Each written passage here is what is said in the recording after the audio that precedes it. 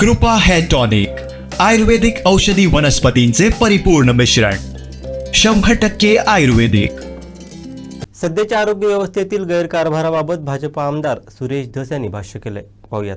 काल अमित गोरखे साहेब जे आमच्याच भारतीय जनता पार्टीचे आमदार आहेत, त्यांनी हा मुद्दा वरती लावून धरला आणि आपण कोणी पाहिलं का नाही मला माहिती नाही, परंतु अमित सभागृहामध्ये मी हा मुद्दा मांडला होता की दवाखान्याची बिलं अमर्याद होत आहेत. गरीब माणसाला म्हणजे आजारी पडावं का नाही इथपर्यंत विचार मनात आणण्यासारखी परिस्थिती आहे. कालचं चित्र पाहिलं तर 10 लाख रुपये भरायचे सांगितले. माझ्याकडे एक उदाहरण 32 लाख रुपये त्याचा खर्च होऊन सुद्धा ते पेशंट डेड झालेलं सुद्धा उदाहरण आहे आणि ते 32 लाख रुपये गरिबाचं आहे.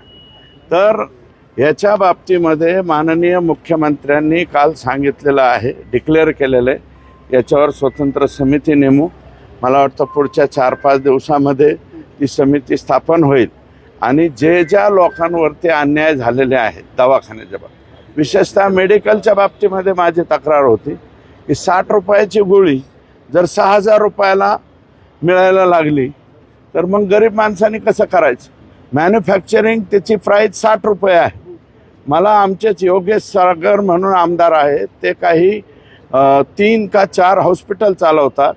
त्यांनी मला खाजगीमध्ये सांगितलं की 60,000 रुपये मॅन्युफॅक्चरिंग डेट असलेलं औषध म्हणजे गोळी शेवट ह्याच्यापर्यंत म्हणजे आमच्या मेडिकलच्या ग्राहकापर्यंत येऊस्तोवर तिची किंमत जर 6,000 रुपये होत असेल आणि मी हा मुद्दा बी मांडला होता की जे हॉस्पिटलचे चालक आहेत त्यांच्या मेहण्याचंच मेडिकल कसं येतं, त्यांच्या पुतण्याचंच मेडिकल कसं येतं आणि काही ठराविक डॉक्टर ठराविक कंपन्यांचेच इंजेक्शन प्रेफर का करतात, या सगळ्या गोष्टीचा माननीय मुख्यमंत्री महोदयांनी नेमलेल्या समितीमध्ये उहापोह व्हावा.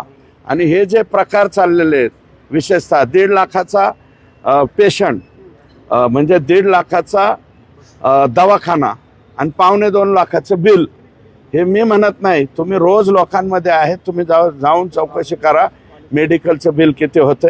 हे अतिशय भयावह आहे.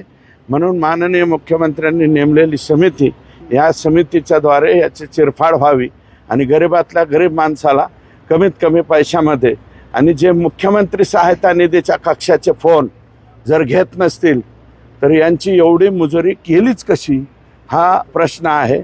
आणि राज्यामध्ये कोट्यवधी रुपये, शेकडो कोटी रुपये, 300-400 कोटी रुपये कदाचित वर्षाला सुद्धा मुख्यमंत्री सहायता निधीचे येतात.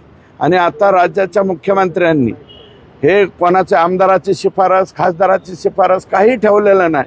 तुम्ही डायरेक्ट हॉस्पिटलमध्ये जो कोणी पेशंट असेल त्यांनी ऑनलाईन अर्ज करायचा आणि ऑनलाईन अर्जावरती ते पैसे डायरेक्ट पेशंट तिथून म्हणजे बाहेर जायच्या अगोदर, म्हणजे सुट्टी व्हायच्या अगोदर DBTद्वारे त्याचं पेमेंट जातं.